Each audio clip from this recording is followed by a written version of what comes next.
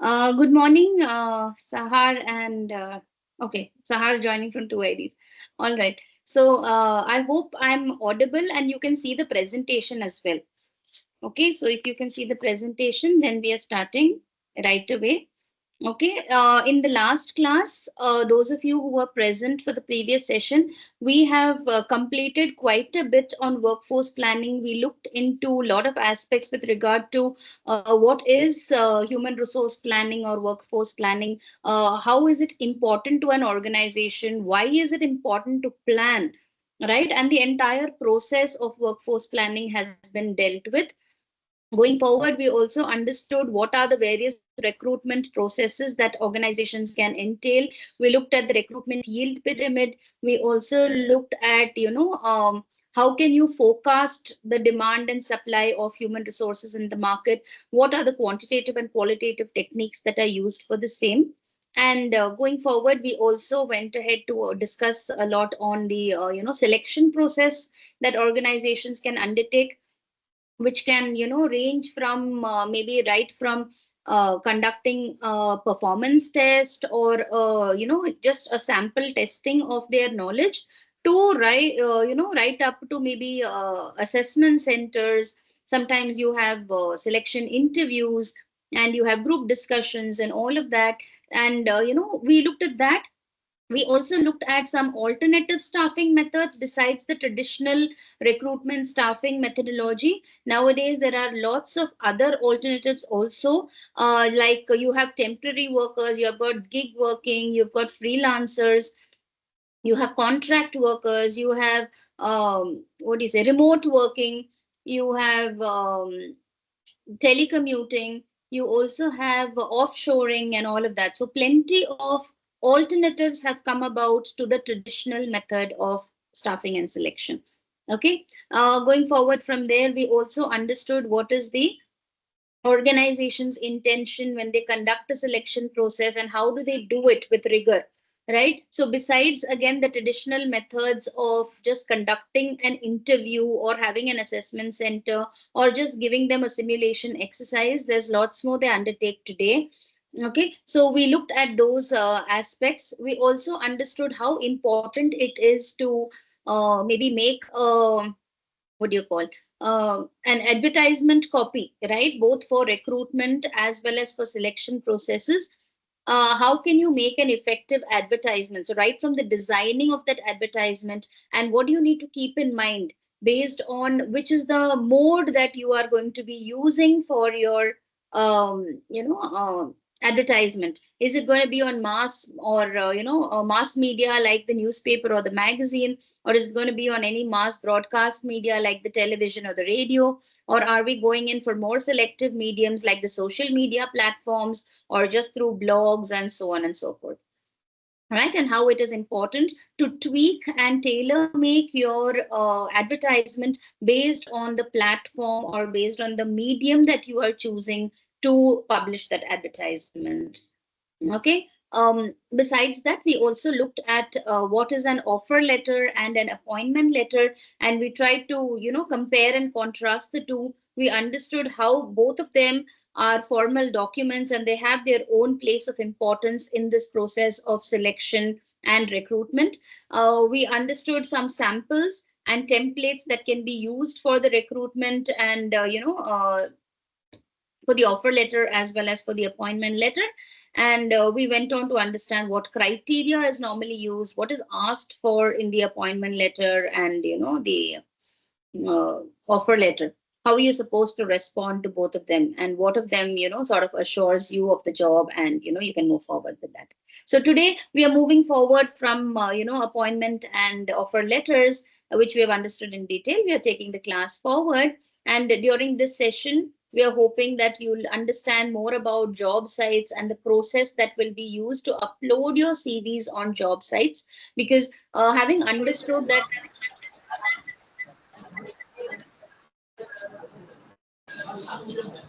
Ajinkya, could you please mute yourself? Yeah, thank you. Okay. So by the end of this session, we are hoping that you'll be able to understand all about job sites and the process of uploading your CVs.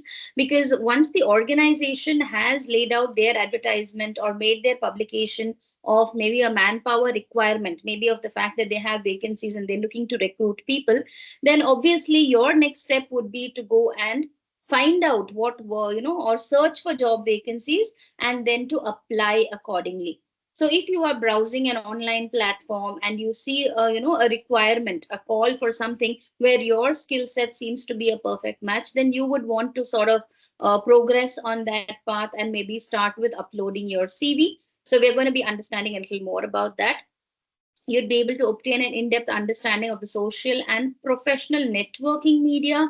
I think we, pretty much know all about social media, right? We know that, you have what is known as Snapchat and Instagram and Facebook, Twitter, and all of that, but they stand to be social media. But we're also looking at professional networking media. So we'll see what that is, how that's going to be used going forward, and why it is important that as an applicant, as a person who is seeking a job, why it would be important and pertinent for you to be on a professional networking media. Okay, you'll also know more about the methods used in succession planning, because once we have recruited somebody and that person has proved his mettle, he's been doing well on his job, but then we all understand that that situation cannot go on forever. There will be some point of time where that person might not be able to continue in a given role, either because he's just retiring due to old age, or because that person has got maybe a better opportunity and is therefore leaving your organization, or maybe he's been doing very good and therefore is transferred, or moving on, relocating to another location where he'll be able to maybe contribute better. Now all of this sort of contributes or gives rise to a vacancy or an opening in a given role. And how can you quickly bridge that up? You will be able to quickly bridge that gap if you were doing succession planning all through, which creates your people in pipeline who is ready to take over the role so vacated.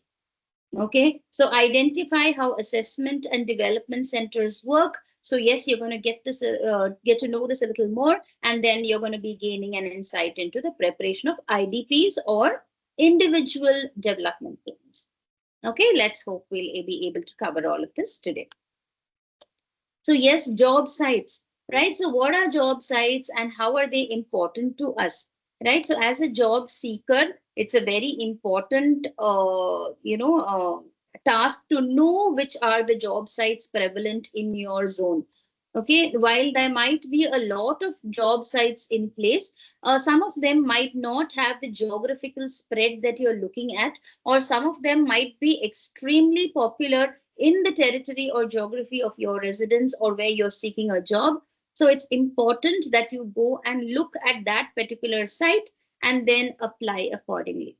Okay, job sites are also known as job boards, and these are online platforms where employers post job openings and job seekers search for and apply for these positions. Okay, these sites have become a critical part of the recruitment process, offering various features to connect the employers with potential candidates. Okay, these days I'm sure all of you are very active on the internet, and therefore will know much better than me probably too as to what are the job sites that are more popular, where you will actually have to search for a job when you are in need of one. Right, there's not one, but there are plenty of such online platforms which employers also are using at large today. Okay, the idea is that very few people now go back to traditional job searching, which is maybe looking at a classified section of a newspaper, or walking in unsolicited to an organization and telling them that hello, I'm in need of a job, do you have an opening for that's suitable to me. So those methods are long gone. And now a very quick method of one making known the job opening. The employer can use an online platform. And similarly for job seekers, before they even move out of the comfort of their homes, they can just check the internet, browse through these job sites and see what these employers have posted. what kind of openings are available, what kind of skill sets are they looking for, and you can do a mapping or screening on your own and then apply for positions which you think are most appropriate to you. Okay, these sites have become crucial part of the recruitment process, and therefore, you know, both employer and employee are using it to a very large extent. They offer a lot of features that help you connect with your potential employers. Job sites in India. Yes, even in India, there are a lot of job sites that are available. I'm not sure if you all are browsing all of this, but yes, there are plenty of these sites which I'm sure you all have gone to at some point in time. Of course, unless otherwise you've been campus recruited, or you have, been very lucky to, have just gone and, met a job seeker or gone through a network, identified somebody, and you immediately got the job. Then I'm sure, these kind of things you may not have encountered as yet, not that you will not in the future. Okay, these are some sites that are available for you. Job sites in India. In India, job sites are essential platforms for connecting job seekers with employees across various industries. These platforms cater to different industries, job levels, and professional needs, making the recruitment and selection process more efficient and accessible. So, on these job sites, it would be very wrong to think that you'll have just very mediocre jobs, or you'll have just data entry jobs, or something that's really clerical, really traditional, and you might not find something out of the box. This is absolutely wrong. You will find employers from different industries posting on these job sites for openings in different job levels for various professional needs. Therefore, it makes this more efficient because you'll quickly start getting people applying to the job, and it makes it accessible for people in any part of the globe to understand the opening and to apply for it immediately. By leveraging job sites, both job seekers and employers can connect effectively and achieve their employment goals, which is, of course, to map the demand and supply of labor. Okay. So the most popular sites in India, we'll just quickly browse ma'am through them. Yes. Ma'am आपकी screen नहीं दिख रही है. मेरी screen नहीं दिख रही है? Okay, just give me a second.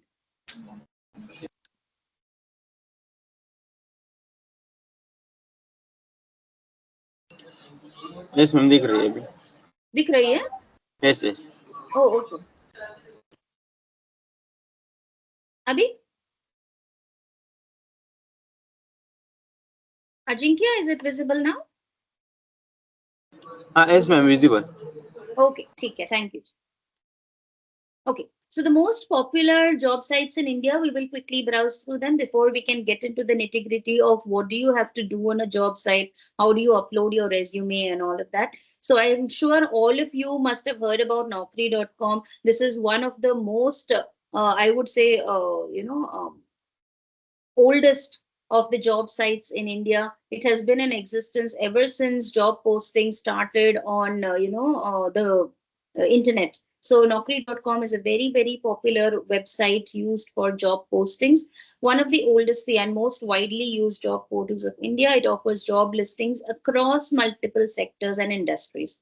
Okay, the key features of this industry or this particular job site is one, resume upload. If you are a job seeker and you find a particular job posting that is, suitable to your skill set, then you can immediately upload your resumes and apply to the jobs directly.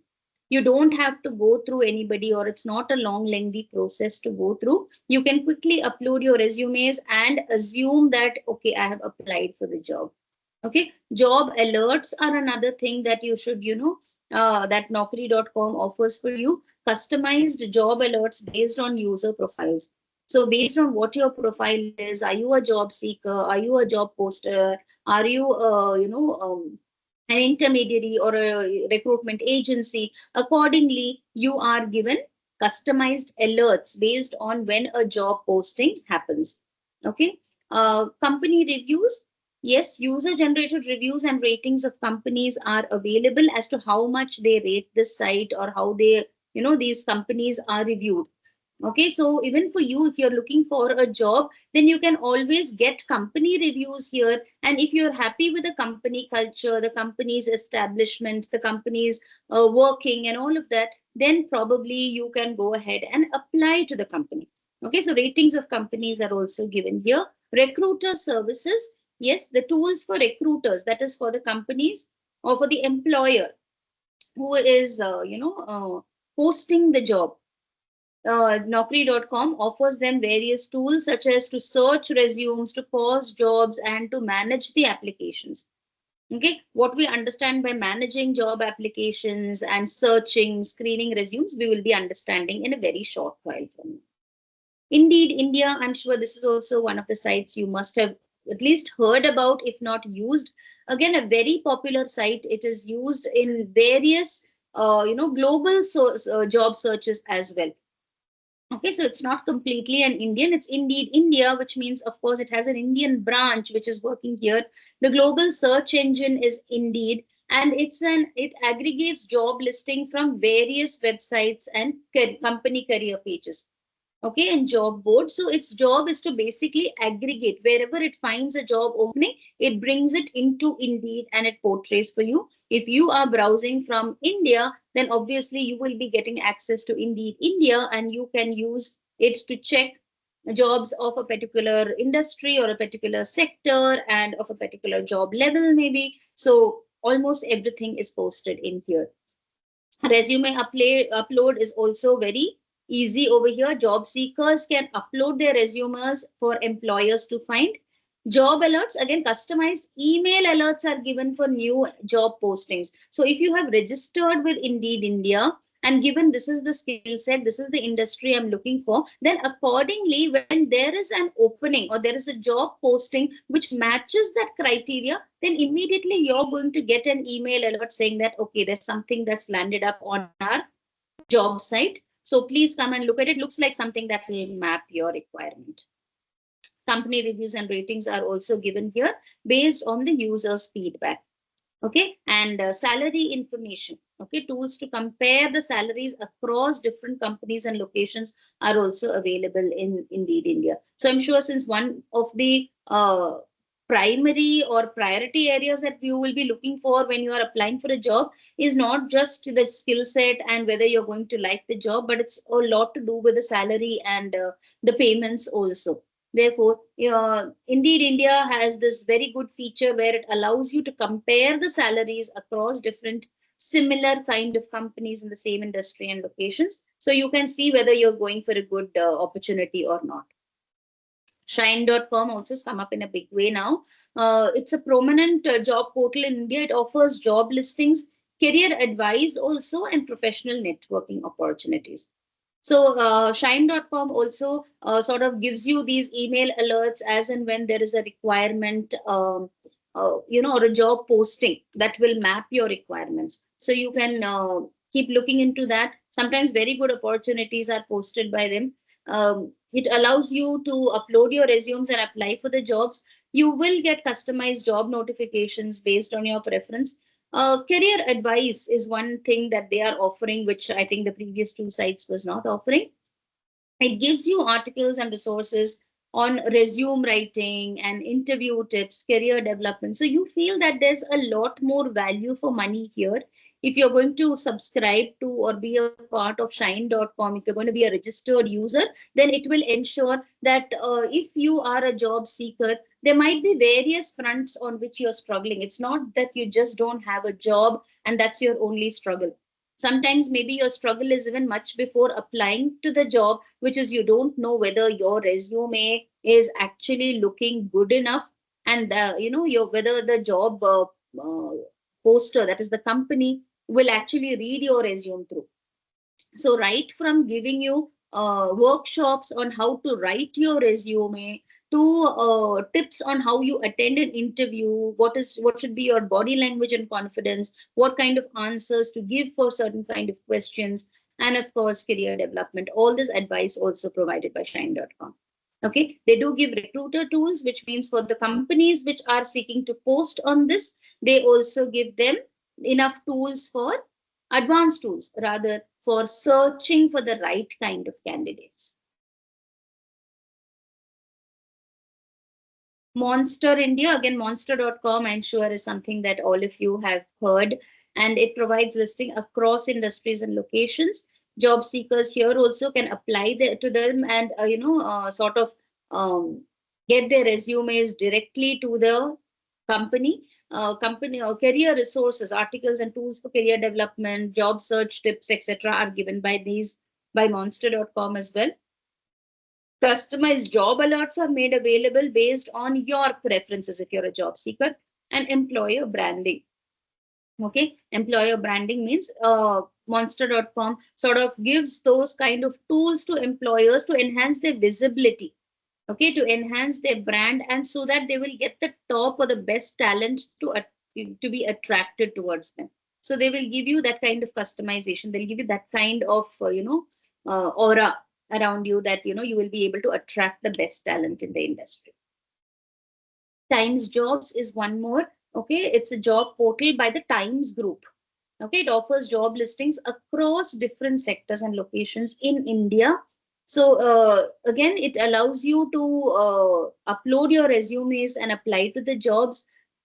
They do give you customized email notifications whenever new job postings that match to your skill set is being posted. It gives you career advice on various career related topics, resources, articles are given to you. And again, recruiters, they give enough tools for recruiters to post their jobs and search for candidates. Yes, and Freshers World. I think this is something also that will be of increased interest to you. A dedicated job portal for freshers and entry-level job seekers. Okay, so in case you are just, fresh out of college, or you're just fresh out of school and you are looking for a job opportunity, then yes, you have Freshers World at your disposal. Okay, it looks for entry-level job seekers in India, offering job listings, internships, campus recruitment opportunities. Okay, so you can look for this. The key features are you will get entry-level jobs, especially because you're young and you're vibrant and you have lots of energy, you have new ideas, and obviously because you don't have the much, you call for experience of real world working, you are the most suitable candidates for entry level jobs. Do apply. Okay, apply for these specific job listings that are given for entry level positions.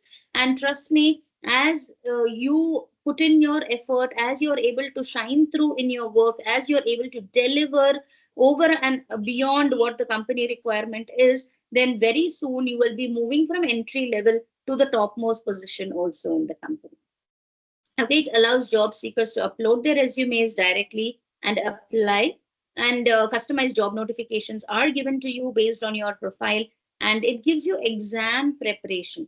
So, in case you are planning to apply for competitive exams going forward, then also resources and materials required for that competitive exam are also provided. So that's a very good added advantage. If you seek to pursue your education or want to go for more demanding jobs and so on, then exam preparation is given to you with Freshers World registration. LinkedIn, not to forget, is one of the most popular sites, job sites in India. The Indian version of a global professional networking site, which also serves as a job board. So you must have seen, if you're already a member of LinkedIn, then I'm sure you will be getting email alerts. And especially if you post that I'm looking for a job, right? They have an option where in your profile you can say, I'm looking out, I'm open to receiving offers from people for jobs. Then very soon you can see that there will be job alerts coming into your inbox. There will be very suitable jobs based on your skill set that is being referred to you. And whenever a job posting is made by somebody, you get an email alert for that as well. But most of all, LinkedIn is used for a professional network.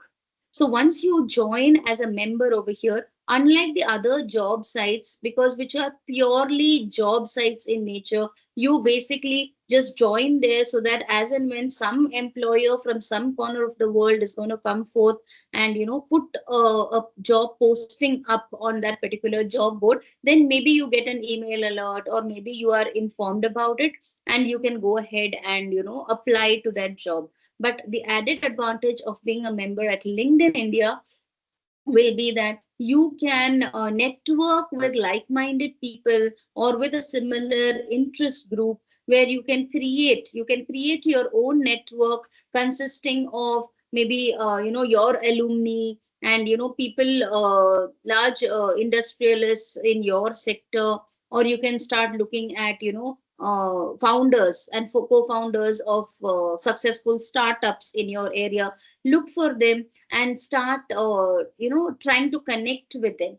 So sooner or later you can use these connects to also look for job opportunities. If you once you feel that you have a certain skill set, then you can apply, you can reach out through your own network, through to these founders, co-founders, and tell them, I like what your startup is doing, but if you do have place for this kind of a skill set, then I would like to join you. So it's as good as you are just reaching out to people in your network, trying to build on your network, trying to get first and second and third connects, and somehow see, the world is a small place after all. So through various connects, probably you can find the right kind of people, the right kind of companies that you want to join, and soon you will find yourself there too. Okay. Advanced tools are given to employers to search and so on. Okay. So this is also a very, very good opportunity. IIM jobs. Okay, if whether you knew it or you didn't, there's something called IIM jobs, and this is a niche job portal. Okay, it targets only management professionals, particularly those with an MBA or equivalent qualification. Okay, so very soon, if you all are going to complete, or if you're already enrolled or you're planning to do your MBA, make a note of this site. Okay, so IIM jobs, it is targeting only pure management professionals. Okay, those with an MBA degree or similar. Management jobs are listed out in this IIM job site. So across various industries, management related roles are being discussed, they are being posted. It allows you to upload your resumes and apply for the jobs. You will get customized job notifications, and employers, yes, you will get various tools to search for candidates with only management qualifications. Hirist. Okay, Hirist is a specialized job portal for technology and IT professionals in India. Okay, Madam, sorry to disturb you. tell Hello, me. madam, Yes, I think so your slides are not changing, ma'am, because I think so you might want to show the next slides, but only one first slide is there, which is Naukri.com. the slide And that is visible? It's not okay. All right. Is it still at the first slide? oh, yes, yes, yes, it is still Oh, first slide. okay. Hold on. Yes, yes. Just a second. Now, then let me just share it again.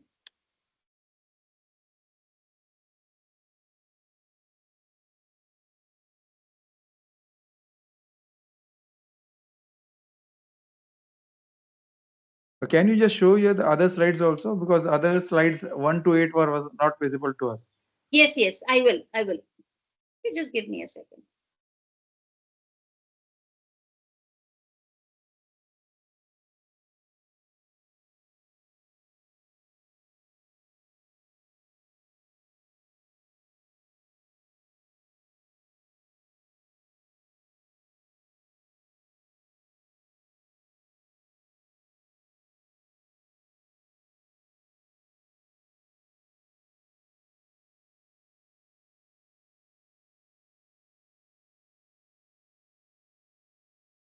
Having some problem here, stopping the presentation. Just give me a second.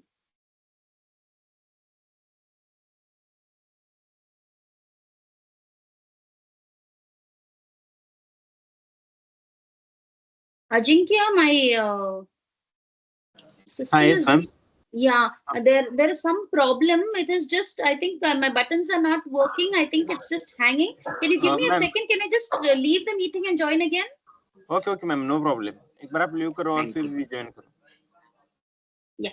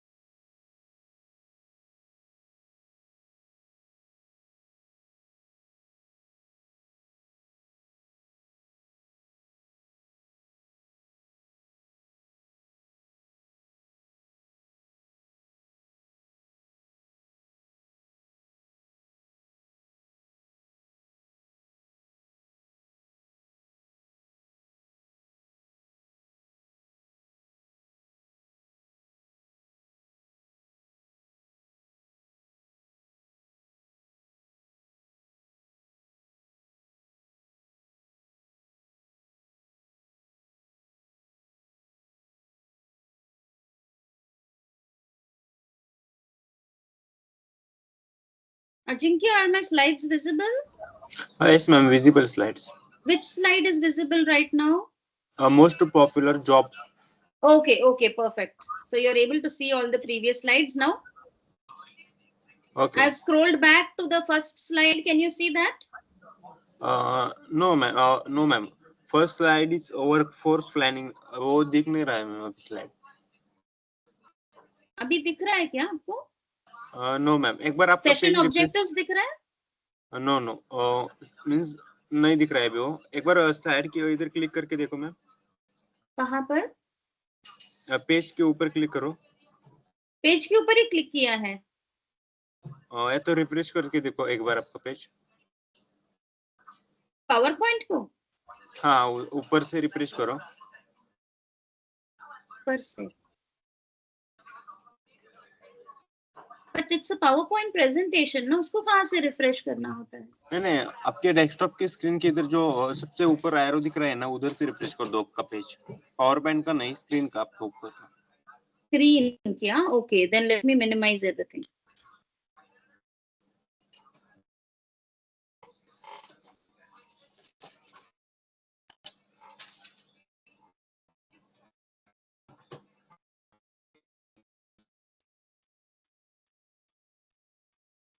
हाँ, अभी दिख रही है ma'am slides. अभी क्या दिख रहा है? Job sites in India. I know, but आपको मतलब वो आगे पीछे नहीं जा रहा है ना? नहीं, एक बार फिर आप रीशेयर कर दो स्क्रीन आपकी. Okay, just give me 1 second.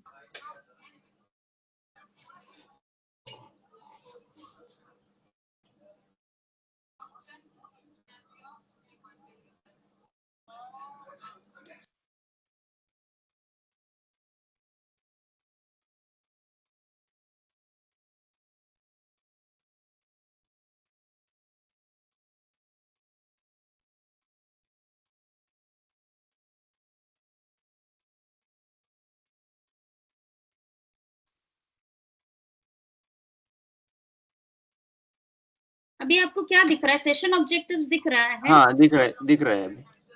Session objectives दिख रहा है? यस, दिख रहा है अभी. जॉब साइट्स दिख रहा है? नेक्स्ट साइट Yes, में, दिख नेक्स्ट रहा है. स्लाइड दिख रहा है? हाँ, दिख रहा ये? है. दिख रहा है मैम. जॉब ओके, साइट्स सारे इन दिख इंडिया. रहे हैं? एज आई एम स्क्रोलिंग आपको Yes, दिख yes. रहा है ना? अभी दिख रहा ओके, है. ओके, 5 नंबर की थैंक स्लाइड यू. है आपकी, most popular. Okay, okay. Ajinkya, आप जरा रिकॉर्डिंग शुरू कर सकते हैं क्या आपने अपने तरफ से? नहीं मैम, ऑलरेडी रिकॉर्डिंग स्टार्ट है. ओके, स्टार्टेड है. Okay, thank you very much. Okay ma'am.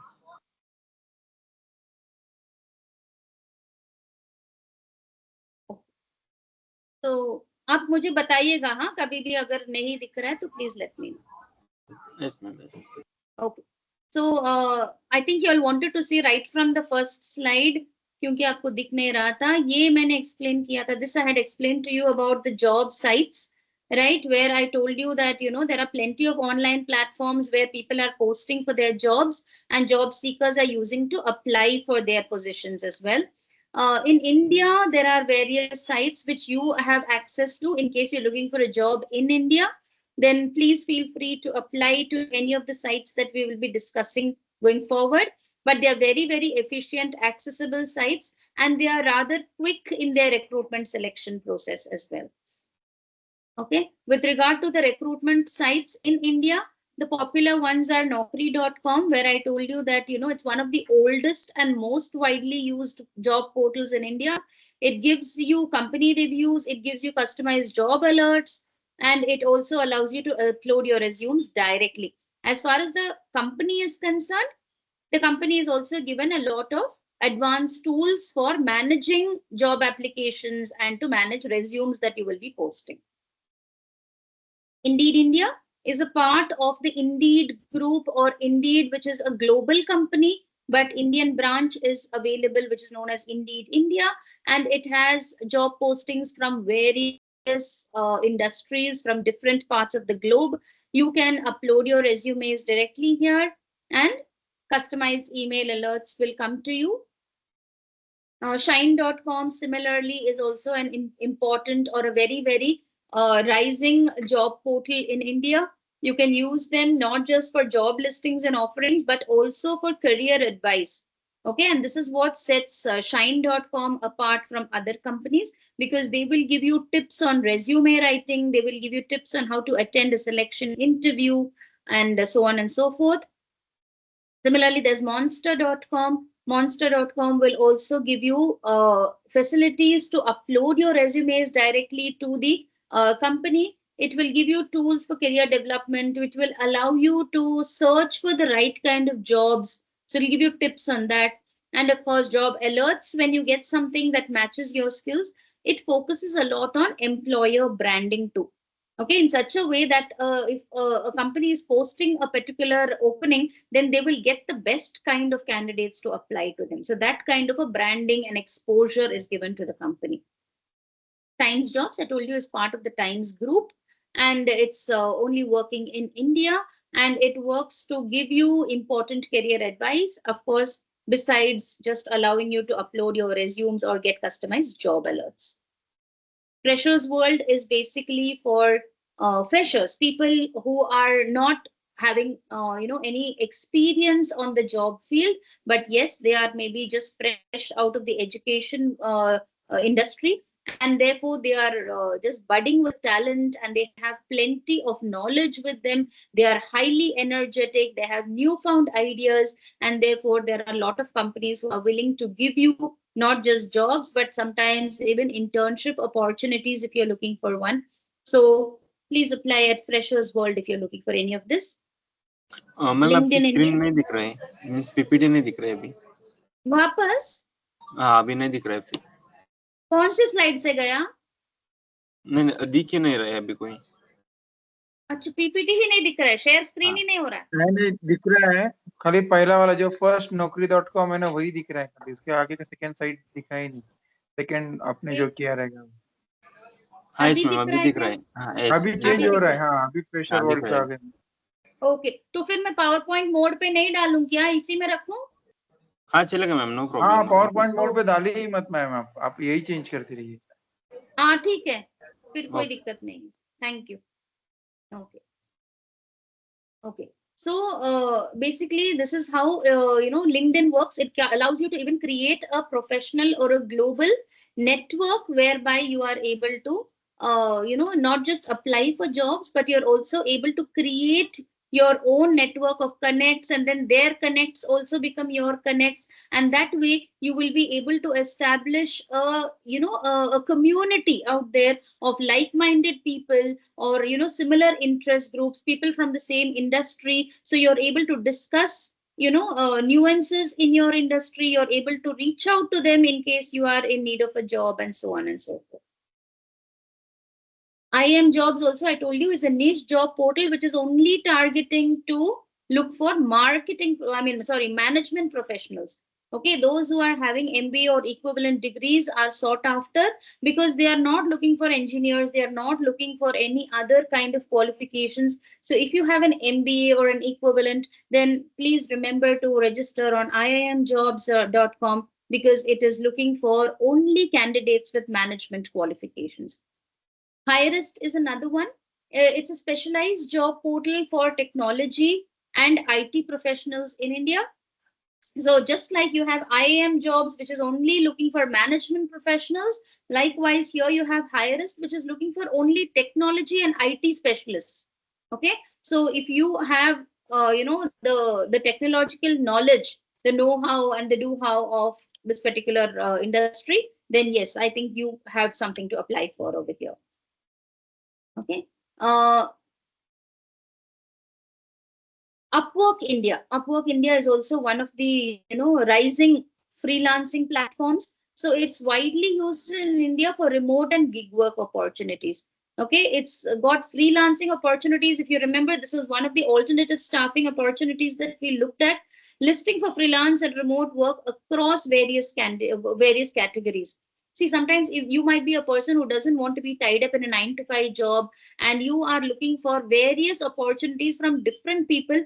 So whichever you think is going to challenge your talent, or is going to give you that kind of satisfaction, and where you can accomplish your passion and spend time on that, then yes, please go for freelancing opportunities. Upwork India has a lot of those kind of postings. You can create your profile. It allows freelancers to create profiles, showcase your skills and experience. You will get job notifications or customized notifications for new postings, and reviews and ratings from clients for freelancers are also available. Now we are moving into how do you upload and search for CVs on job sites. Obviously, when I say how do you upload, then we are speaking from the point of view of the applicant, right? The person who is looking for the job, he is the one who is going to post the CV. And if I say the process of searching for CVs, then obviously I'm targeting the employers. These are the people who are going to search for the most suitable CV on those job sites, which will help them to fill a job opening or a vacancy. There are various steps that are involved in posting a job or even in uploading your resume. Let's see what all we can do here. Okay, how to effectively upload or search for resumes for job seekers. Okay, you are a job seeker. So if you are looking to join a company of your liking for a particular job role for which you feel you have a relevant skill or knowledge, then the best thing you can do is go for uploading your resume on one of the sites that we've discussed earlier. What do? Uploading your CV is first choose the job site, whether you want to go for naukri.com or monster.com or shine.com, or if you're a management graduate and simply wants to go for iamjobs.com, or you're only interested in freelancing kind of jobs, whether you're going to apply for upwork.com, whatever it is, first of all, identify the job site that you want to tie up with. Okay, then once you've identified the job site, create an account. You can't do it from the web browser saying that I'll just go to the browser, search for this, and then I will look for what jobs are interesting over there, and then I'll come out of that site, apply on my own. Doesn't happen that way. Okay. Opportunities that are posted on a particular site, it is advisable that you apply through that site only. Therefore, create your account. Okay, if you don't already have an account on monster.com or naukri.com or iamjobs, etc., then create an account. Mostly creation of account or registration is free, right? So you don't need to really pay anything towards it.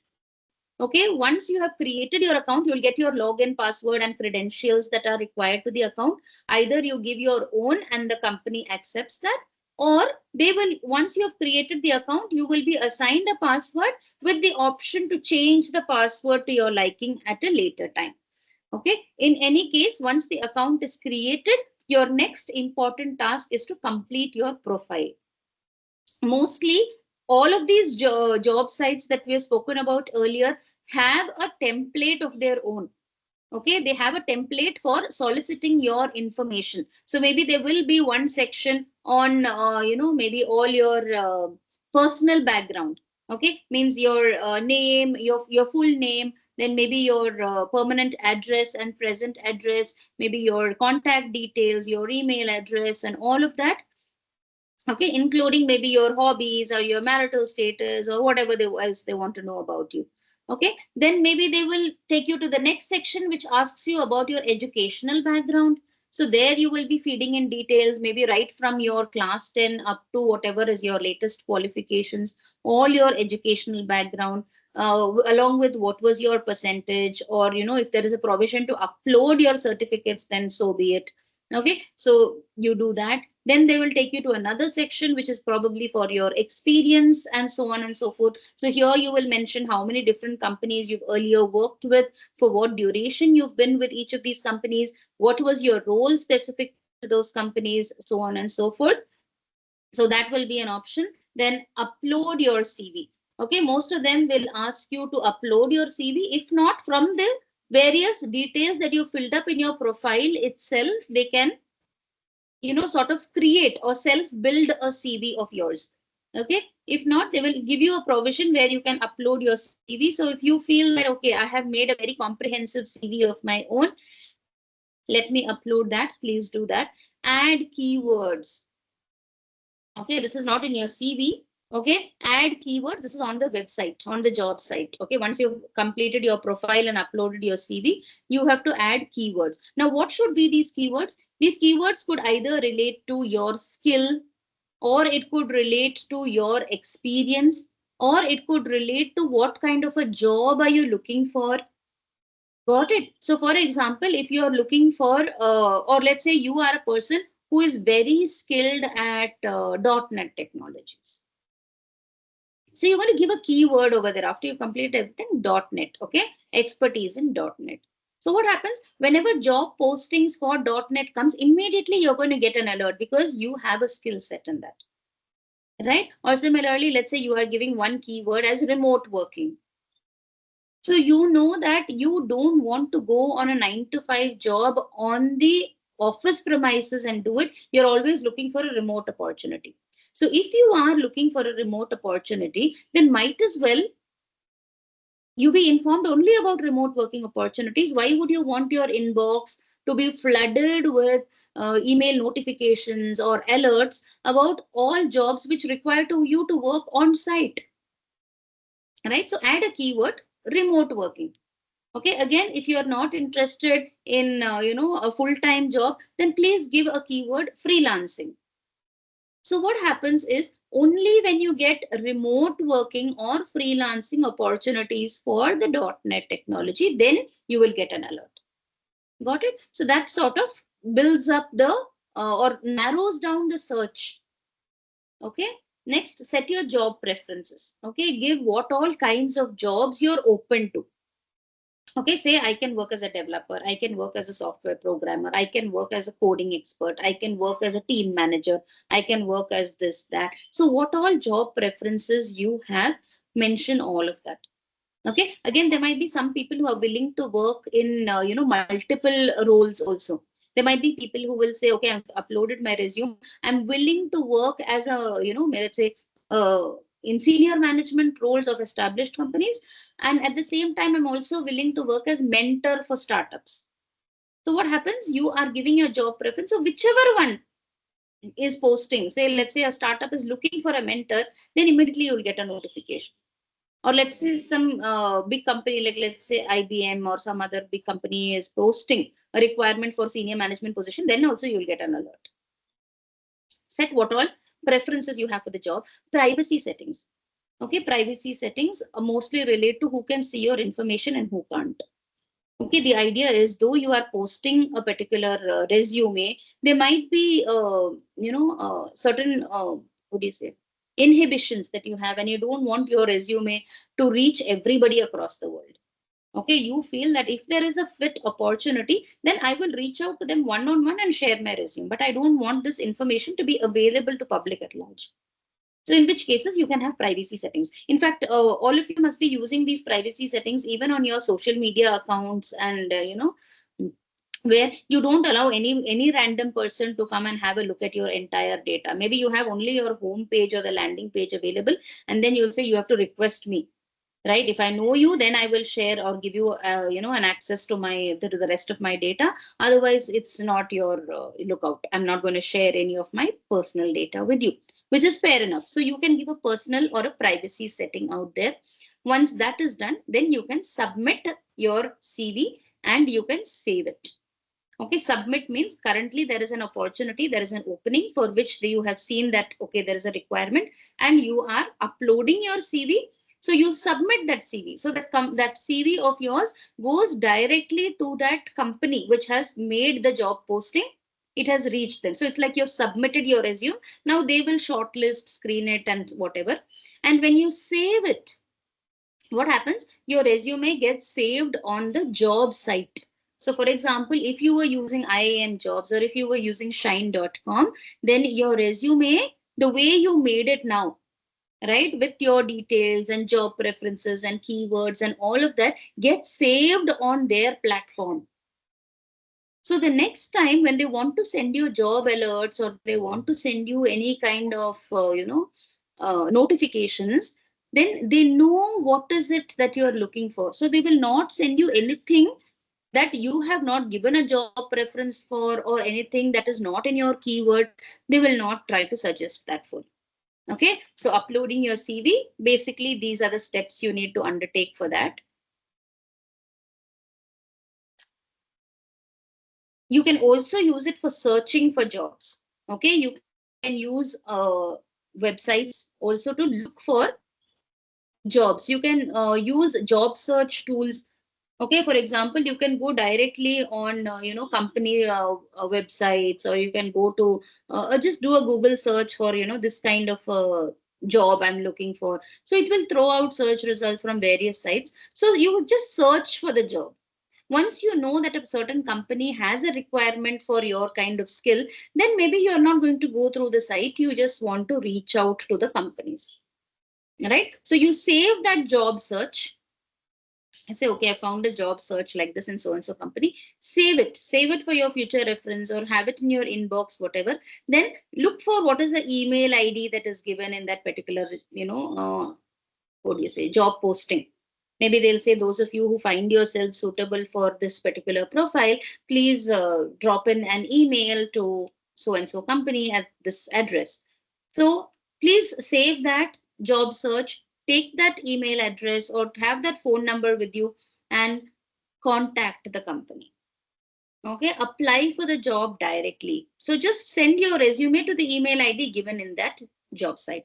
Okay, and then for the later on, they will start track your application also. Okay, as to whether how far it has reached, has it been screened in at the first stage or not, or has it been screened out. So just track your applications. As for the employers, that is those of them who are posting the job requirement. Okay, those who are saying that they have a requirement for or they have an opening in their organization. For them, how do they effectively search for CVs? Okay, first of all, they will use it for uploading a job listing. Okay, so for example, let us say they had a managerial level, let us say a senior manager who recently got retired and he has left the job, right? So there is a vacancy that's created. Unfortunately, the company did not do enough succession planning, so they don't have a talent pool within the company. Now they are looking to hire somebody from outside, right? So they want to post their requirement for a senior management position, let us say operations. Okay, so first of all, when they come to a job site like shine.com or iamjob.com, or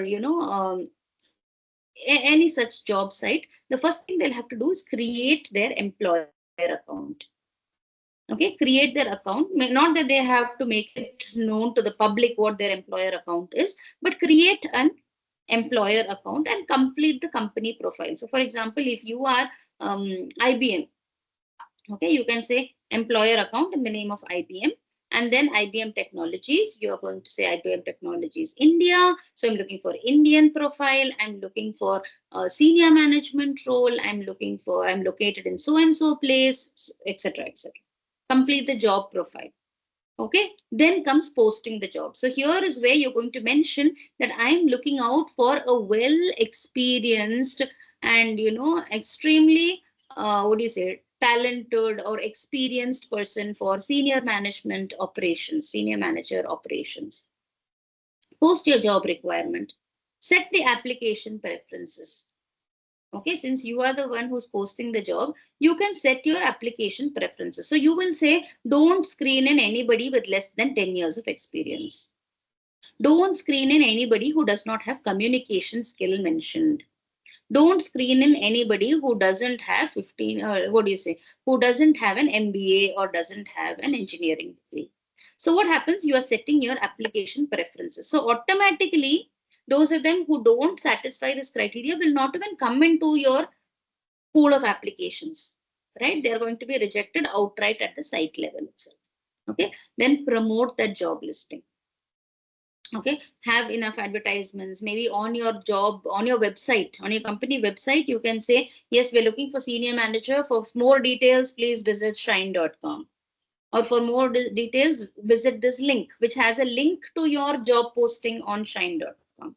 So promote that job listing, okay, through various means, and then review it and publish. Okay, once you have seen how you're going to promote it, maybe as the world's best or the world's largest software or hardware organization, or something like that. So you want to promote that particular job listing, so give some very good flowery language, or give some very good facts about your company which can impress the people, and they will come and apply to you. Once you have reviewed the whole thing, then review your entire application, including your job profile, your company profile. What is the job you posted? Is the job description appropriate? Whether your preferences set for the application are correct or not, and all of that you check. Once it's reviewed, then publish it. Publish means it will go live on the job site. Okay, that you can do.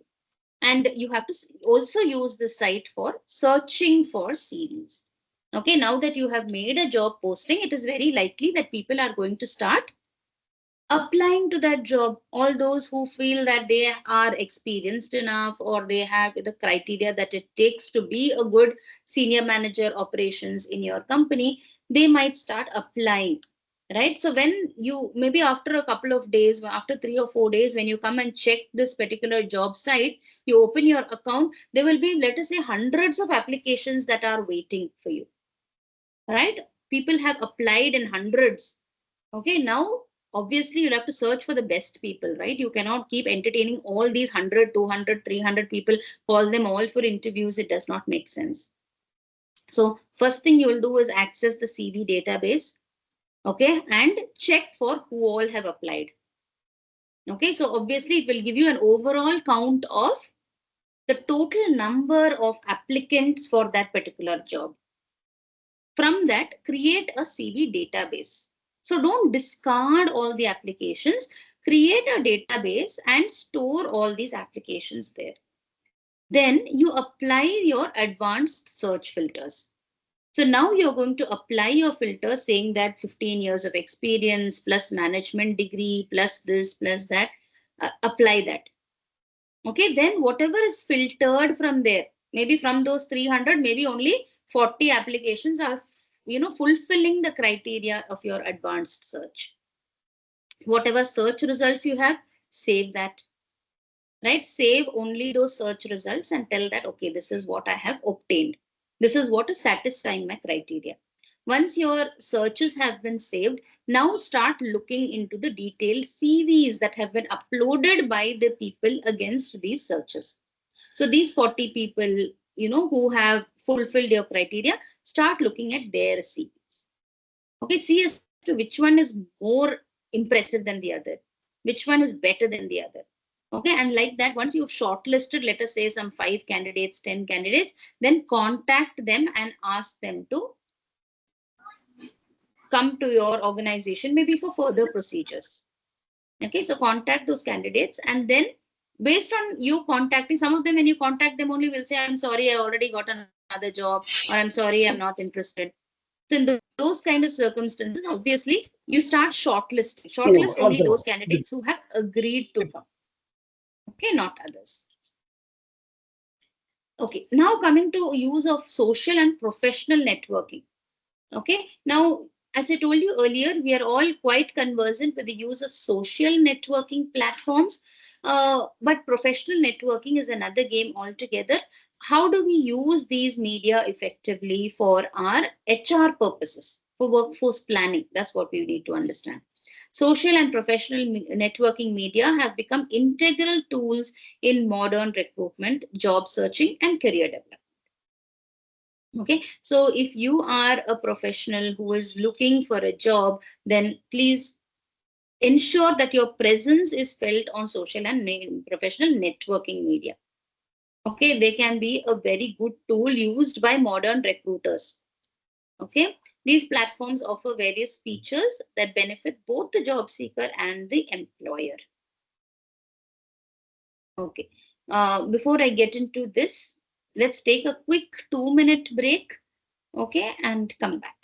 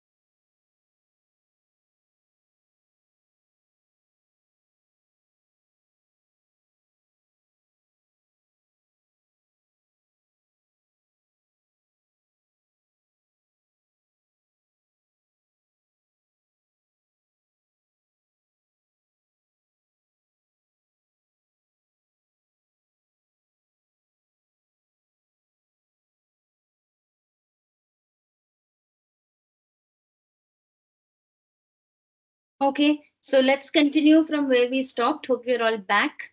Okay, so we were speaking about the use of professional and social networking sites for this. As I told you, one important site that you can use in this reference is, yes, LinkedIn is there.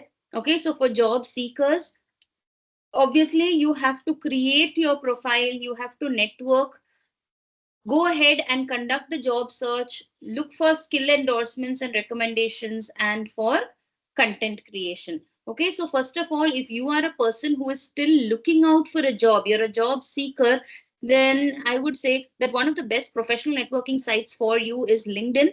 So please get into LinkedIn, create your own profile over there, which includes not just what is your current profession or occupation, but also include all of your work experience, your skills, any certification programs that you have done in the recent past, and also what is your educational background. Use a professional profile picture. Okay, don't use anything that's very flowery or jarry or anything. Anything abstract is okay, or anything that you feel is a very professional background, you can put that in. And summarize your whatever are the highlights of your careers, any achievements that you did, any major milestones in that, highlight that. Okay, connect with industry professionals, colleagues, alumni. Okay, as soon as you register on this site, it will show up who all are there, maybe from your same educational institution, or who all are on LinkedIn, who are also working in IT companies, maybe in the same company or something like that.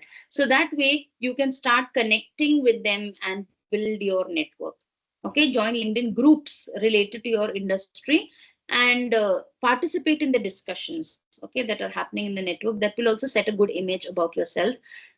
Use LinkedIn's job search feature to find for job postings that will match your skills. Okay, obviously you know what skills you're best equipped in, so use their job search feature and look for good jobs that match your skills. Set up for job alerts. Okay, if you don't set it up, then you will not get any alerts. You have to keep visiting LinkedIn time and again to see whether there are any job postings of your like. So better is people who are actively looking out for jobs will give this alert. They will set up an alert saying that as and when there is a new job posting for this particular skill, give me the alert.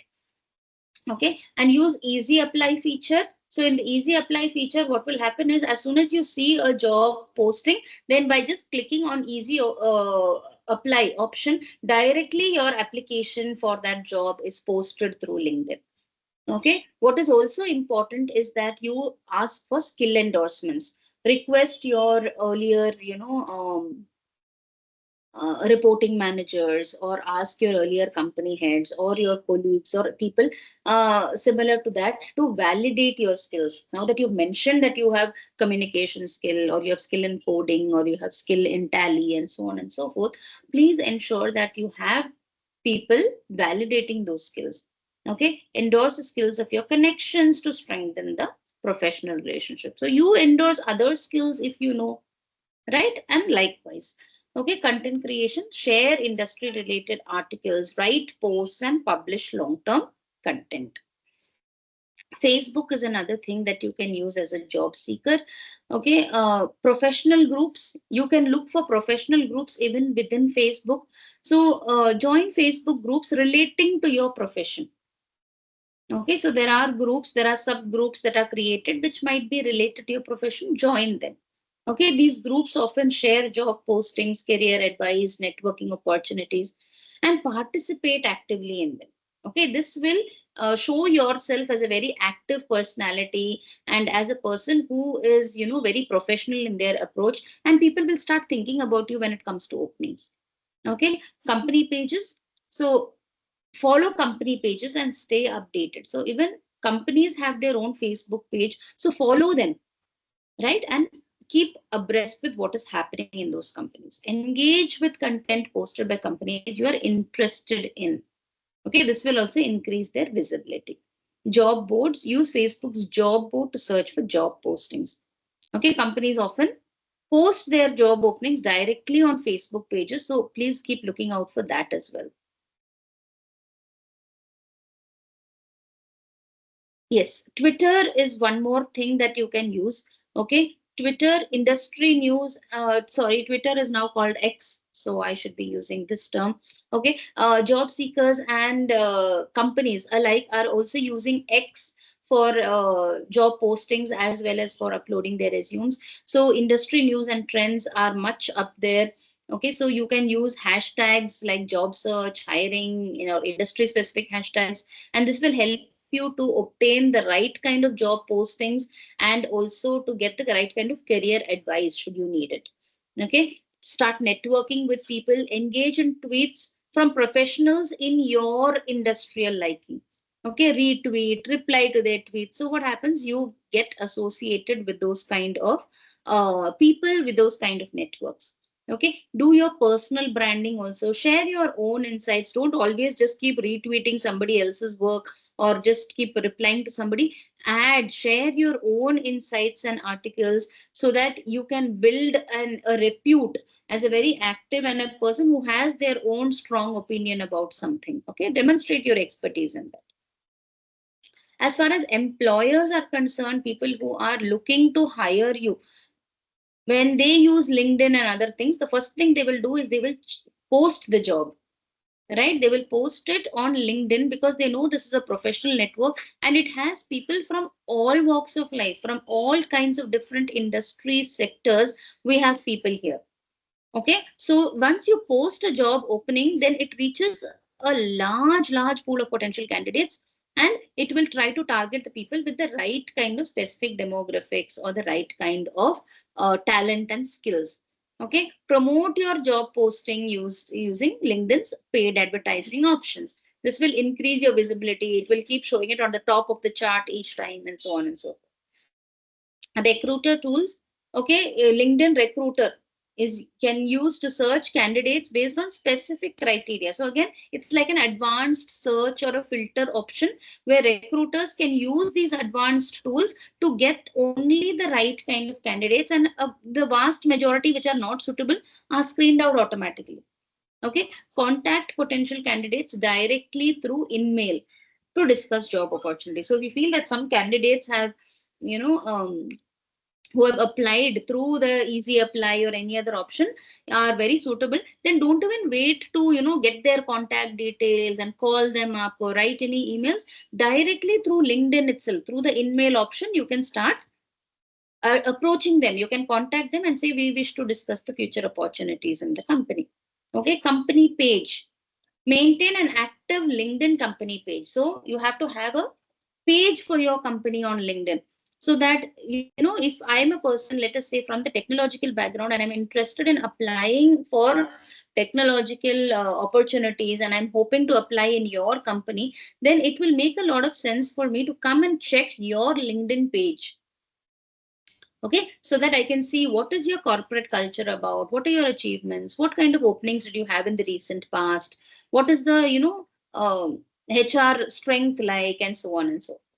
Okay, share content related to industry trends, company news, etc. Okay, so uh, as an employer, keep sharing news about company, about employee stories or trends, industry trends. That adds more visibility to you. Encourage employees to share job openings and company content. Okay, encourage your employees also. Tell them this is our company's LinkedIn page. Why don't you go and just put in a story. Let's say you have selected some employee as employee of the month. Tell him this is our company's LinkedIn profile. Why don't you write us an article about how you accomplished this task? What is maybe a little note of advice you want to give your juniors or the other team members, who, as to how they can achieve this particular employee of the month, and so on and so forth. So you can get your employees also to keep sharing stories, and you can also ask them to share job openings of the company in their LinkedIn pages. Facebook also is used extensively by employers. Okay, so employers can use Facebook for job postings. Use the Facebook's job posting feature to advertise for job openings in your company's Facebook page. So just like the companies have what do you call they have a LinkedIn page or a profile, likewise you have a Facebook page as well. So boost your job posts by using the Facebook ads to target specific audiences. So you can do that. Engage with your audience. by responding to comments and messages promptly. Okay, this will ensure that yes, you are an active user of Facebook. So if you, it's not that you've just posted a job posting there and you've completely out of the scene. Okay, so ensure that you are actively there. Okay, then share behind the scenes content. Okay, employee testimonials. Okay, what employees feel about the company events that happened in the recent past, just to show employee engagement and bonding. Start sharing all that. So people will understand a lot about your workplace culture also. And groups. Join and participate in industry related Facebook groups. Okay, as an employer, your credibility, your visibility, and your repute will increase. X also is one of them. You can use it for job announcements. Tweet your job openings through relevant hashtags. Increase their visibility. Okay, encourage your employees also to retweet those postings. Okay, and use Twitter ads so that you can, promote your job openings to specific audiences. Engage them by responding to their comment. Mention them in your, post. Share content about your company's culture, values, okay, and participate in the Twitter chats. Okay, position your company in good spirit. Okay, and brand building. Don't forget to do that. Share insights, company achievements, etc., and employee stories and all that, so that you sort of build yourself. You are a name to recall in the minds of potential employees.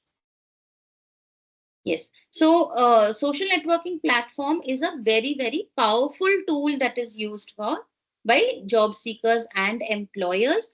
You use it to enhance visibility, connect with industry professionals, and also to discover specific job opportunities. Okay. Employers, on the other hand, use these so that they can reach out to a broader audience, engage with potential candidates, and strengthen their brand. Okay, using of these kind of platforms, whether it is social or it is professional networking platforms, they can largely improve your recruitment and job search process. Okay, that was all about module 8 that we had to do. Okay, so there we have discussed at length about how you can use various social and professional media in order to make known to the audience about your job openings and vacancies. And at the similar time, as employees, we can also be the taking the first step by saying that I am looking for a job and I have this kind of skill set. So here I'm posting my resume. So if you have anything fit for me, please remember to call me. Right? It's both ways now. Moving on to the last module, which is your succession planning module. Succession planning, I'm sure you're aware of, is more to do with how do I plan to have a pipeline of candidates with the relevant skill sets and knowledge who will adorn senior positions going forward should there be a vacancy in that role. Okay, it's a strategic process designed to ensure continuity of leadership in key positions within an organization by identifying and developing potential candidates for these roles. Okay, so when you are, as an organization engaged in succession planning, it simply means that you have started thinking ahead of time and you are creating a pool or a pipeline of candidates such that should a person in a leadership role or a position leave your company, then how are you going to fill that in, or how you are going to ensure that vacancy doesn't remain open for a long time. Immediately it is closed by putting somebody in that role.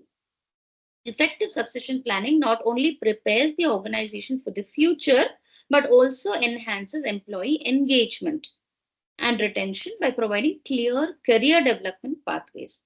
So when your organization is into succession planning and it plans to do it well, then it not only enables you to have a pipeline of succession, or candidates for the future, but it also sort of helps you have a better bonding with your own employees by telling them that we are looking to promote you, right? We are looking to fill in vacancies at the higher level through internal promotions only. So it sort of gives a very positive ambience in the organization by telling you that yes, there is a clear career path. If only we are able to work at that particular requirement, then I'm sure I can be there in my leader's chair in a few years from now. Okay, so clear career development always puts you in a better position as an employee. Yes, succession planning. What is succession planning? Obviously, it is the process of selecting and developing key talent to ensure continuity in critical roles. Why they are saying critical roles? If your job was not critical, okay, let's say it's an entry level job, you have just joined the organization just 1 month ago, right? And now for some reason you are having to leave the organization. Maybe you're relocating to another city or, whatever reason. Now, if I'm going to hire somebody to fulfill your role, that's not succession planning. Got it? Because you were merely an employee at the entry level job, maybe 1 in 100, right? Or 1 in 1,000. So obviously, once you leave, I'm not panicked so much, right? I can still ensure that I'll go through a normal or a traditional recruitment selection procedure. And even if it takes a month, I'm okay with it. Because merely what is the work that is suffering, if at all? Maybe 100th or 1,000th of my work is suffering because you are just one face or one person among the other thousands. If you are leaving, yes, there's definitely a vacancy, but I can think of going out of the company and slowly and gradually looking out for the right kind of people. And if at all anybody is interested, then I can fill that position. If not for months together, my position can remain vacant also. But if it was a critical position, let us say, for example, it is like, let us say, the managing director of a company. If the managing director is suddenly decided to leave the organization for some reason, let's say health reasons, he's planning to go. Now, can the organizations, smoothly function without a managing director? No. Especially if you have only just one full-time managing director, then that person was looking into the job 24/7. Or at least I would say in and out, he is the person who knows about the jobs, the contracts, the clients, your vendors, and everything. So that person is going away. I'm having to panic now. So how do I ensure that this panic doesn't happen? By ensuring that I'm undertaking succession plan. So that people in such critical roles, when they leave, I can immediately pull somebody from that succession pipeline and tell this leader, please train this person and then you can go. Fine. Roles essential to the organization's competitiveness and continuity are called critical roles.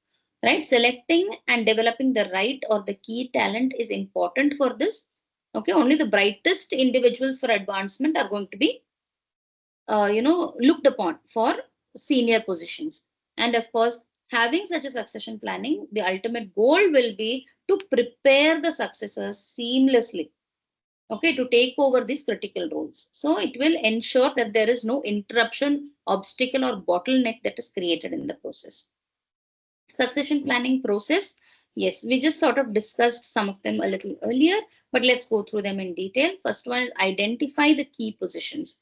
So even before you create a succession planning pipeline, you don't need to do it for all positions. Be clear about this. So don't need to keep creating these pipelines of successors for every job role. Every manager's role don't have a pipeline.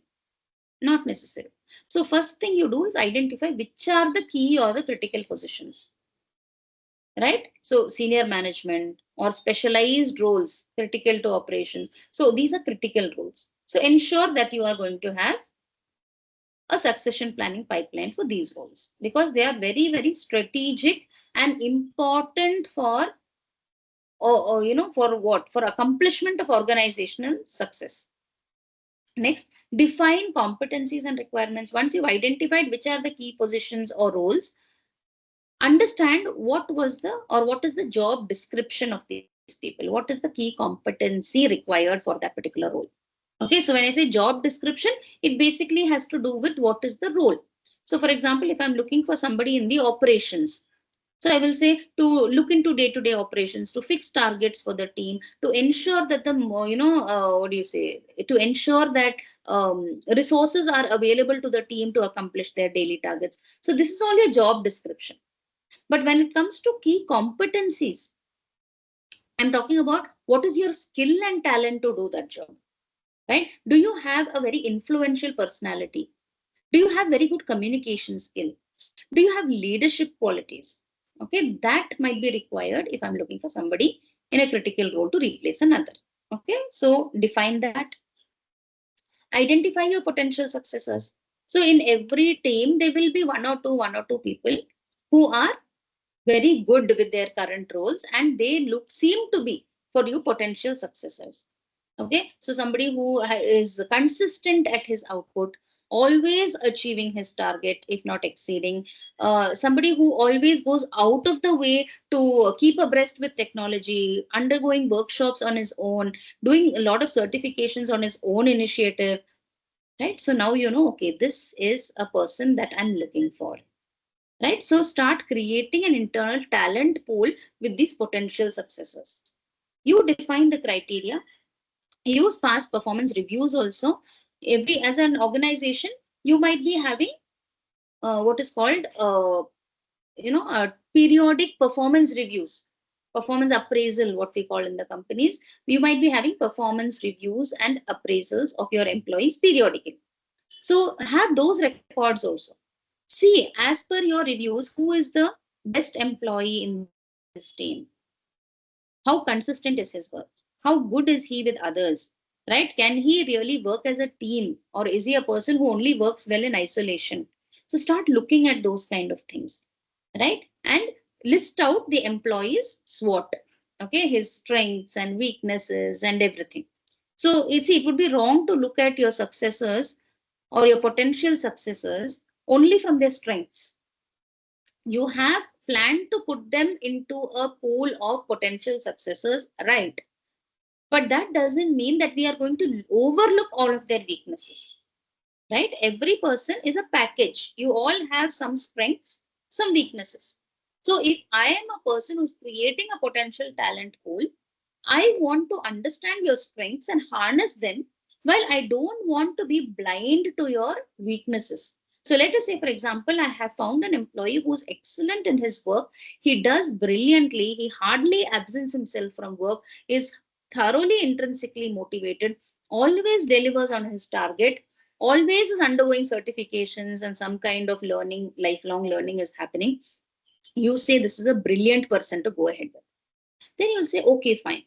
Now let me look at his weaknesses too, right? And then when you look at his weaknesses, you ask his co-workers, you ask his manager right now, you ask his subordinates, and then you realize he's very pathetic in leadership qualities. He's very good at his work, no doubt, but he can't lead a team. He can be a part of a team and work very well. That is there. But if he is given a task and told, make your team do it, maybe he can't do it. Major weakness, right? So if I'm trying to promote you to a higher position, you will have to manage teams. You will have to give tasks to teams and make them work on it. So if you are incapable to do that, there is something wrong. Okay. Also, maybe you're a person who only works in isolation. Maybe the co-worker said he hardly socializes, he doesn't talk to us, he doesn't pitch in for us, he is not at all concerned with our work. Again, it can be a weakness, right? Because as a manager, you should have a lot of empathy also and a lot of cooperation and coordination with your team. So if you can't showcase that, maybe it is a red flag. Okay. Assess developmental needs. Okay, you know that you've created a pool of potential successors. They're very good in their task right now, but there are some weaknesses that needs to be worked upon. Assess that need and see what can be done to develop or to come out of that weakness. So conduct a gap analysis. For example, the role to which you will be succeeding, that role requires immense interpersonal skill. Currently, your position is no interpersonal skill or very little interpersonal skill. So that's a gap. So we need to work on that gap, right? So individual development plans have to be created for each potential successor to address that identified gap. Develop and implement training programs for the same. Not enough to just identify that developmental plan and keep it aside. Implement training programs also. As I told you, sometimes you might be very good workers, but you've never adorned a leadership position in the past. So please send these people in the pipeline to leadership training workshops, mentorship workshops, coaching, rotational assignments. These can work wonders. Give them on the job training itself. Okay, tell them that, okay, you are assigned on a certain project, you're a very good worker, and you have 8 hours of work in the organization. What we would suggest is, because the senior manager is retiring next week or next month, we want to ensure that you are, being able to succeed in that position. So if you have an inherent weakness with leadership skill or something, then we can say in a day, only 7 hours you invest into your active role, which is production or operations, whatever. The remaining 1 hour you are going to spend doing maybe leadership certifications, or you're going to undergo trainings on leadership or simulations or something like that. Okay. Monitor and evaluate the progress of your employees. Ensure that they are working well, ensure that they are working fast.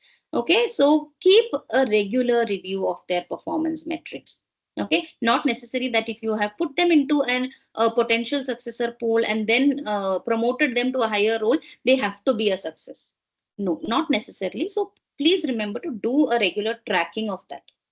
Okay, communicate the plan to your people. Ensure that there is transparency throughout in what is being done.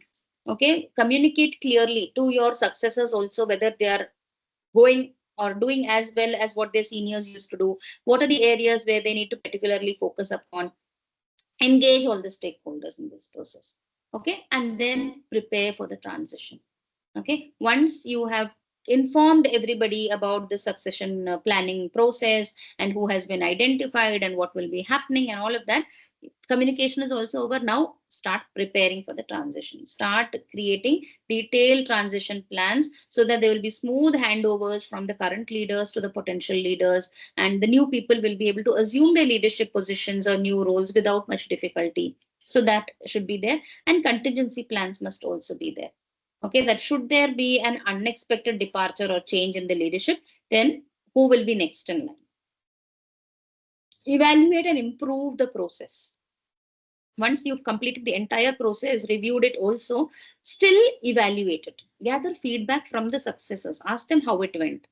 Okay, and ask also the other stakeholders how the new successor has stepped into the shoes of the old leader. Is it, are they finding any major or stark differences, or it is going well for them? What is happening? Okay, check that out. And always be on a mode to continuous improvement. No matter that right now there are no red flags or nothing has been highlighted as a major, flaw in your succession planning process, but nonetheless, always continue to be on the path for improvement. Some methods that are used currently in succession planning. Obviously, succession planning has no one way of being done. There are multiple ways, and each organization can design its own way to do succession planning. Some of the methods that are used: one, talent assessments. What happens in a talent assessment? Okay, regular performance reviews should happen. Okay, ensure that employees' performance are assessed at regular intervals, and identify high performers. Okay, and those with leadership potential, because not just high performers in your role, introverted people. No, we want people with leadership skill also. Then ask for a 360-degree feedback from your co-workers, from your subordinates, from your superiors. Everybody ask for strengths and weaknesses, and conduct a psychometric testing to see the personality of the person. Second, competency framework. Okay, check whether the people in pipeline have the necessary skills that it takes. Okay, start looking for skill, experience, qualifications, and see whether those are a suitable match with what will be required for those higher positions. Competency models: defining the specific competencies required for roles and assessing employees against each criteria.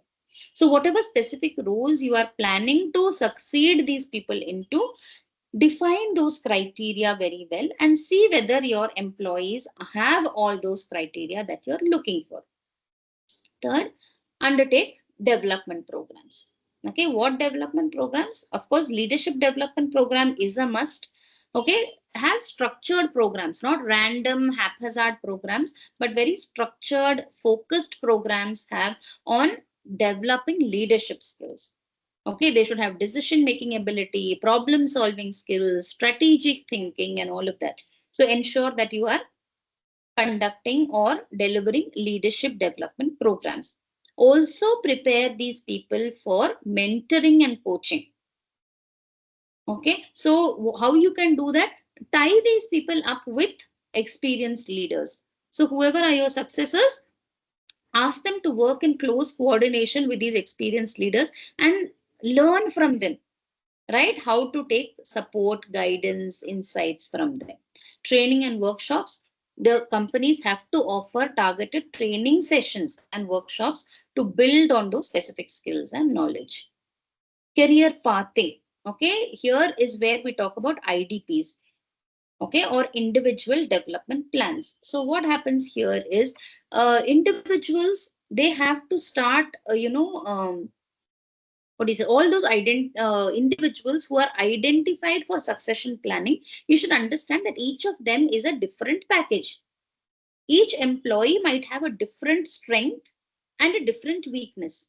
And therefore, I cannot send them as a lot to a certain developmental program and say, okay, all of you go and develop yourselves in this program. It's not possible, right? Because let's say, for example, employee A, who is in the succession pipeline, has very good interpersonal skills but is very poor with leadership qualities. On the other hand, there's Mr. B, who has something about him where everybody listens to the person, and he has to just say something and everybody is willing to follow. So tremendous aura and charisma as far as leadership what do you say, image is concerned, or leadership quality is concerned. But let us say, as far as his technical skill is concerned, or as far as his motivational ability is concerned, there he is not able to do much.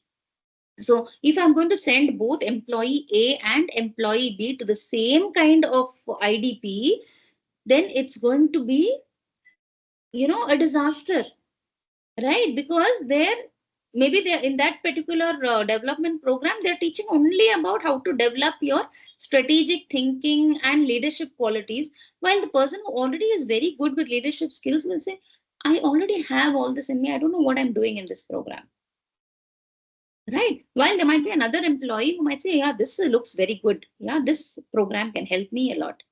So it's important that based on each employee's strengths and weaknesses, we are having tailor-made development plans for them, and then they are sent to those particular programs only to advance their career. Succession chart is something you can do. Have visual tools that map out potential successors for key roles.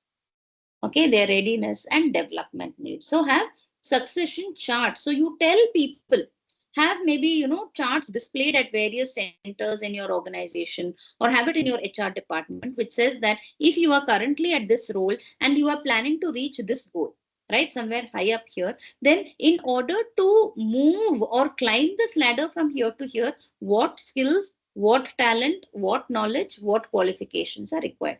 So what happens? You know for sure that if this is where I am, then if I'm able to work on all this, then I have a very good chance of being on this level. Okay. Job rotations and cross training. Yes, absolutely. You can undertake this in a big way for those organizations which feel that they don't want to give dedicated efforts or time to employees, take them out of the job and then tell them, okay, you have to give up your regular responsibilities and then come and get trained on your new role or the role that you will need to succeed into. It can be quite a task. It can be overwhelming. And it is a very conscious effort on the part of that successor to develop that skill, and that might not give the best results. Okay, therefore some organizations believe that a job rotation is the best way to do it, where every potential employee is allowed to work on the new roles also. Right? They are asked to work in different departments, different roles at different points in time, so that they learn up each job well. Right? And they are doing it, it will remove monotony from the job, and it will help them to develop diverse skills also. Similarly, cross training is actually a conscious effort, unlike job rotation, where you are, subconsciously developing skills and talents for various job roles. In a cross training, it's a very conscious effort where you're telling employees, right now you are trained in, let us say, a document editing, so you're very good at it, you know this, but I want you to get trained on content creation also. So what happens in your free time when you are not doing any kind of what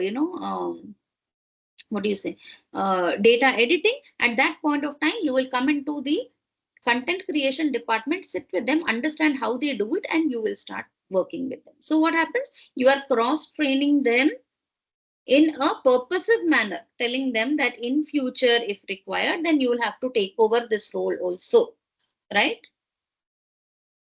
Action learning projects. Okay, special projects can be given to you, assigning employees to lead or participate in strategic projects so that they will get some hands-on, ready, experience and exposure to new challenges. Sometimes it's not just enough to read books and case studies and say, okay, now I know it all. You will have to get down there, get your hands dirty and say, okay, now I know how to do this task, right? And that has been great learning for me. So get your hands-on experience, and that will make you stronger in the new role. Okay, task forces, you can form teams to tackle specific organizational issues, right? Allowing potential successors to demonstrate problem solving. So for example, if your organization is undergoing some major problem, okay, it could be a problem with relation to, let us say, a particular client, or it can be a problem with relation to purchases from a particular vendor, right? You can ask these successors to come and tackle these problems. Tell them, okay, we are currently facing this kind of a problem. Why don't you do some problem solving for us? Why don't you try and tell us what we need to do here? So what we're doing, we're trying to put to test the problem solving capabilities of these successors. So if they come up with a very good out of the box solution, which is very effective, then you know, okay, this is the kind of person we want for leadership. Performance metrics and analytics, of course, not to forget, you have to have heed to the KPIs, the key performance indicators. Okay, establish specific KPIs to measure the effectiveness of succession planning process. Okay, and the progress of these potential successors. So ensure that whatever are the performances or the roles in which they're supposed to perform, make that their key performance indicators. And after each term, when they perform, map it against their KPIs and see how much they have achieved on their KPIs. Okay, talent analytics also can be done, where you use data analytics to track and predict talent trends. Okay, identify high potential employees, assess the impact on development initiatives. So you're going to use analytics as a method, partly maybe manual, partly machine led, and you are going to use these kind of analytics to create and to also predict the trends in talent in the future. What kind of talents and trends will be required? How can I identify highly talented and potential bound employees for future tasks? So you're trying to start using talent analytics. Executive education, obviously you can use this too. Okay, advanced degrees and certifications, you can encourage your employees in the pipeline to continue on their learning path by telling them to pursue their education. If they want to go for a full-fledged master's degree, or they want to do a doctoral degree or something like that along with their jobs, then please encourage them to do that. Maybe you can give them a few hours of per day, where they can go and work on their education and achieve those qualifications. Or if they are already educated enough, then you can tell them to still embark on a journey of lifelong learning by undergoing advanced certifications, which they can undertake as and when they get time on the job as well. Okay, ask them to also attend training programs which are conducted externally, which means not in the organization, but they're conducted externally, maybe, through seminars and webinars, workshops, conferences, and tell them to learn what's upcoming in the market. Succession planning software. Yes, you can have this too. HRIS, which we already learned about. Okay, and talent management system. Ensure that you're having specialized software for this, and this will help in tracking the employee performance and competencies over a period of time. And it will also develop plans for, how, on what aspects they need to be better off, and what kind of developmental efforts need to be put on them. And if all this is managed through a software, it makes it so much more easier for your current management to undergo the succession planning process. Okay, you can also use succession planning tools here, where you have dedicated tools which provide features such as succession charts and competency assessments, progress tracking. Hence, the manual effort required on these tasks is far less, right? And therefore, through the software itself, there's lots of tracking and assessment and analysis that is done, which makes it very easy for you to see the results of your succession planning and how it has been progressing. And not to forget, you have employee engagement and communication also, which is important in a big way over here. Ensure that your employees are at all times asked to maintain good, regular, and open and honest communication. Okay, keep employees informed about succession planning processes. Don't keep it a very hush hush or under the carpet affair. And suddenly, when one of their team members is promoted to the level of successor, that's when they all get to know that, oh my God, I didn't know this was happening. So don't create alarming situations or circumstances in the organization.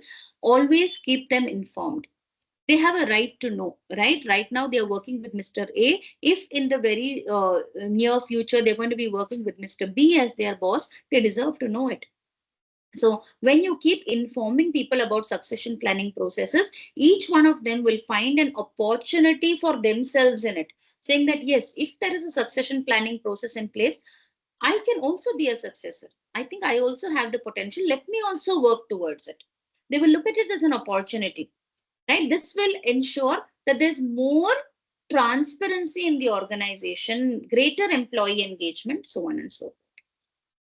Feedback mechanisms need to be in place. Provide regular feedback to potential successors, okay, on their progress, as well as on the areas where they haven't showcased much progress, and portray it as an area for improvement. Tell them that they need to start, putting in more time or effort on some areas more than others, so that, it will help them to understand the real picture and work on it. Yes, and not to forget the IDPs. Okay, I told you a little earlier when I touched upon this point that every individual is a different package, and therefore having a one size fits all approach to developing people towards succession planning is not a great idea. Okay, and therefore we suggest, or even organizations suggest, that an IDP or an individual development plan is created for creating the succession pipeline. So what is an IDP? It's a tailored action plan designed to help the employees develop skills and competencies necessary for future leadership roles as part of the succession planning process. Okay, as I told you, there might be a lot of individuals and employees who are very brilliant in their current roles, but that is not sufficient to guarantee success in a future leadership role that they will be undertaking. Therefore, an IDP will be an action plan that will help you to develop these employee skills and competencies for future leadership roles. An IDP is a crucial tool in succession planning. It helps employees prepare for future roles by systematically developing the necessary skills and experience. Okay, by following this structured approach, organizations can ensure They have a pipeline of capable leaders ready to step into key positions, thereby ensuring business continuity and long-term success is there. What are some of the important components of an IDP or an individualized development plan? Okay, assess the current skills and competencies of these people. What is their current level of performance? Obviously, if their current level of performance is very low, we would not have even considered them for a succession planning pipeline. So obviously, their current skills are good. So all I need to know is their current skill consistent or is it very erratic, which means they are not stable in how they perform. So assess that. Are their skills good? And being good, is it consistently good? Then check their competencies. What are their key competencies? Do they have managerial competencies? Do they have leadership competencies? Do they have technical competencies? Check for the competency level. Okay. Once you've understood what is their current status quo, then go for developmental goals. Where should I or what should I develop them for? For what kind of key position? For what kind of crucial role am I developing them? Fix that developmental goal. Say that my goal is to develop this person's communication skill. My goal is to develop this person's problem solving skill. So once you have a goal in front of you, it will be much easier for you to now devise an action plan. Okay, so you're going to say, if this is the skill I'm working on, or this is the competency I'm working on, then what kind of an action plan can I give? Right? Maybe I'll give him a task and tell him, okay, you try to solve this problem and then get back to me with the solution. Or I tell him, this is a team that currently doesn't have a leader. You be their leader and guide them how they need to work for this. So it's an action plan, right? Resources and support. Ensure that once an action plan has been laid out, you are going to facilitate those individuals with necessary resources and support through this time. Okay, don't tell them we are testing you for the skill and then don't give them any advice, any support, and not give them any resources at all to do that role well. Okay, timeline and milestones. Okay, give them a specific timeline. Of course, not a very rigid timeline maybe, but give them a timeline so that they know that they are being watched, observed, and it is necessary to show that development within that timeline. Okay, so tell them, okay, you've been sent on a developmental program in the first week of July. By the end of July, I want to see how you're going to apply it to your team.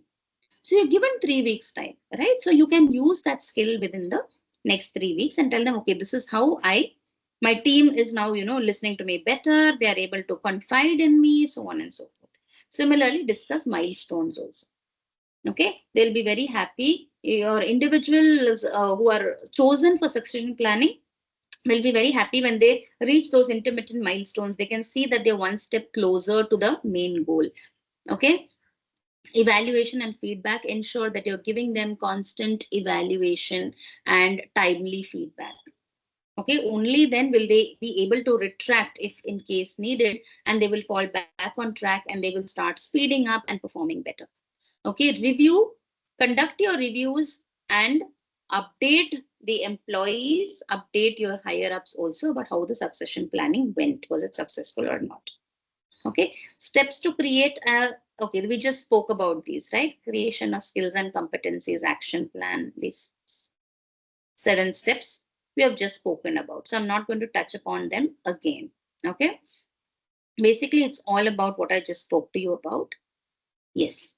Now comes your quiz for self-learning. So obviously, if you've understood whatever has been taught in this previous 2 hours, you should be able to answer this. Okay, I'm not expecting you to give me immediate answers, but yes, once again, once the PowerPoint has been shared with the team, I would request you to go through it and then come back to the quiz for self-learning so that you should be able to do it without any trouble. The session outcomes. Yes, over the session, you would have learned about job sites and the process of uploading CVs on job sites. You must have also learned about social and professional networking media. You would have understood the methods used in succession planning, assessment and development centers, how they are used, and how exactly do we go ahead as a step-to-step process in the preparation of an IDP or an individual development plan. Okay, as far as I'm concerned, whatever was planned for the day, I have completed. So I would request you, students, to just let me know if you do have any doubts on this, or if there's anything that you want me to clarify at this point. Also, just to quickly mention to you that this is the last session that we are having for workforce planning. So please let me know if there are any doubts or anything